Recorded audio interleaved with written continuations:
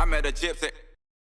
So can you go, Ronan, can you go onto the Deegan's YouTube channel? They're almost, I'm pretty sure they're almost at 1 million fucking subscribers on YouTube, bro. 1 million. Well, they're doing 7 million views a month on YouTube. It is hectic. They have a platform that never sleeps, right? Like, yeah. And it's a well-lubed engine. I mean, dude. 980,000 subscribers. So you want to talk about, hey, Ronan, you want to go ahead and hit that subscribe button for me? 981,000. You know, and then look, don't hit the bell. Come on. Oh, actually, hit the bell on Gypsy Tales, y'all. But yeah, so you want to talk about like what Jet brought into the sport with him, like for his first kind of seasons. But are they tired? But is everyone not tired of it? Is not the right word, but are they just used to it? Where Jet's new. They've been seeing the Deegans grow since he was... Yeah, but think about the fan base. So, like, the kids that are subscribed to this YouTube channel, who was I with? Oh. You're right, man. The scooter kids, the BMX kids, the non-endemic crowd. Yeah. Someone who was telling me... Oh, dude, Townley. Townley was telling me yesterday on the phone that his youngest kid, Jagger, watches the Deegan YouTube channel every morning before school. Oh, my kids watch it? Just daily. Can you imagine the fans that is going to go from like that platform to tune in on Supercross on a Saturday? Tanner Fox. Same shit. Like the YouTubers are now leaning on them. Like Brian was calculated. He used Tanner Fox to get their YouTube channel up. Hey, Tanner Fox, come over our compound, do your thing. Yeah. Dude, he's so smart. And then Tanner Fox was like, dude, this family's dope. They can help me. And it's like that circle, you know, you have that they're a yin and a yang. They are actually like the amateur motocross in America should give them whatever parking spot they want. Because when they go racing, they say, tune in at this time to this live stream.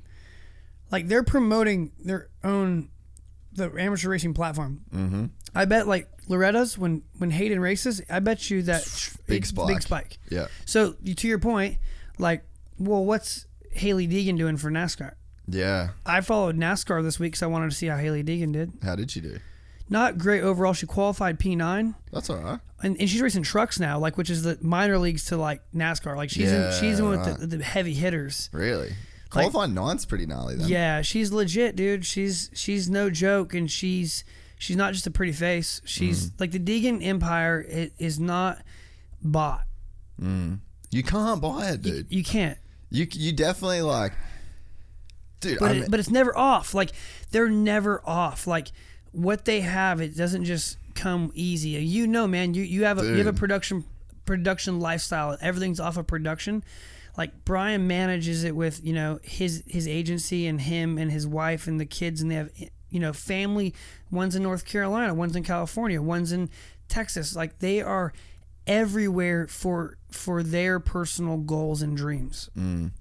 Yeah, I mean it's hectic, dude. And like the thing is, man, is that like I know from like we get over 1 million views every month on the YouTube channel. That is a congrats. Fucking thanks, bro. But that is a grind. That is like a constant, like I am thinking about it constantly. Like what video is going to do well? What do we need to do? Who are the guests we need to get coming up? Then you got to schedule those people. You got to sit down. You got to do the 3 hours. Like there is so much that goes into it, right? And I can't buy that. Like you couldn't, for someone to go out and try and do this, fuck, it'd be hard. Like there's so much stuff that you can't buy. Like there's the just the sweat equity that you got to put into it in terms of your own time, the mental equity, relationships, and then I was gonna say that's the bit that comes that you kind of can't buy, right?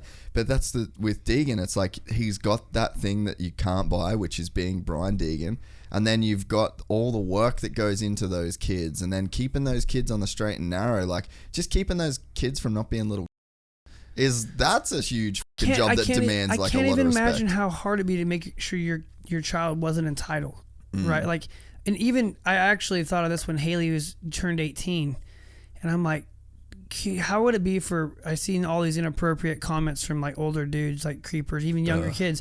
How does Brian like just turn the cheek? Like it's not easy. People that are envious of like their dreams, like that's their dream, that's their goal, like to have like to be involved in their passion. That doesn't come. It's just not. You don't wake up. freaking shit and roses every day. It comes with a grind and a sacrifice. Like the youngest brother might be sacrificing now because he's not into moto or NASCAR, but Brian, and Marisa are going to find Huxton's thing because they have to, or that turns into a bad path of not having a thing when a family that's all about driven and goals. But yeah, Brian has a plan, man. It's not just, they're very, very well thought out machine. Like it's nothing's by chance. And then you can give a kid like Hayden all of these opportunities. You can give him the bikes. You can give him cone valve forks on every 80 that he rides. Yep. You can give him all that shit. But like, you can't fucking pay for that kid to ride through a set of whoops on a 125 and actually fucking like hit him good. Yeah, like. If you enjoyed this content, please like and subscribe. And to listen to the full 3-hour podcast, search Gypsy Tales in your favorite podcast platform or click the link in the description below. Gypsy Gang.